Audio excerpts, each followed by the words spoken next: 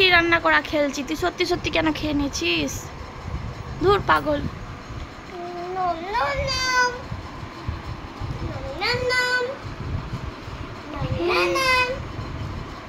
মুনির কতগুলো খেলনা, তাই না মুনি?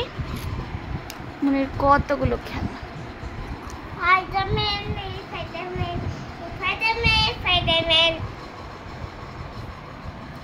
মুনির এটা কি? এটা বাবালস।